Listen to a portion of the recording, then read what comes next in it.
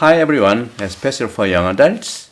Today it is the 21st Sunday in Ordinary Time. Let me start reflecting on today's Gospel, Luke chapter 13, verses 22 to 30. I'm gonna to say, focusing today's Gospel, strive to enter through the narrow gate. For many, I tell you, will attempt to enter but will not be strong enough. I'm going to say how many points of today's gospel. In order to understand today's gospel, we must first know something about life in the Jesus' day. When Jesus says, strive to enter through the narrow gate, for many, I tell you, will attempt to enter but will not be strong enough.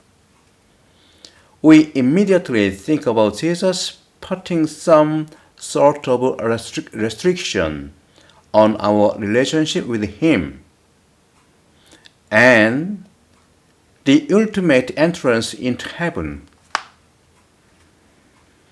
While it may be a foreign concept to us, this image of a narrow gate would have been well known by Jesus' followers. Traditional city gates at the time typically had one large, big one in the middle of a castle, where many people entered the city of Jerusalem. Central entrance arch and two smaller portals off to each side. Caravans of goods and livestock and camels used the main entrance entryway.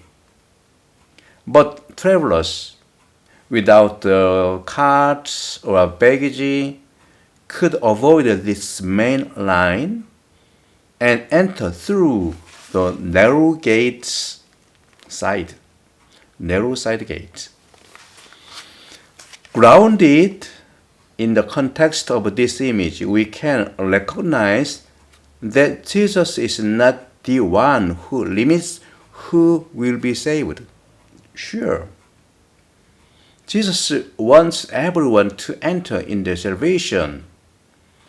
We know that Jesus' salvation is offered to all. We also know, however, that not everyone will accept this invitation. Our own baggage, what is our own baggage, and our daily actions and lived reality, our possessions, our status, with all this one, can we enter through narrow gate? All these kind of things that I possess determine whether or not we can enter the narrow gate. If we are truly willing to live all for Christ, we find comfort in today's gospel when Jesus says, people will come from the east and the west and from the north and the south and will recline at table in the kingdom of God. All are welcome in the kingdom of God. Sure. We encounter this theme throughout Luke's narrative. There's no in Mark, there's no Matthew in this narrative story. As we constantly see Jesus reaching out to people whom society might typically reject, Jesus upholds and welcomes relationship with women and tax collectors, And verse 6, and those who are deemed unclean. Indeed, the first are last, and the first are last.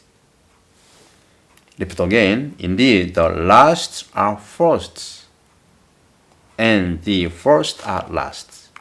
In the name of the Father, and of the Son, and of the Holy Spirit, have a good Sunday. Bye-bye.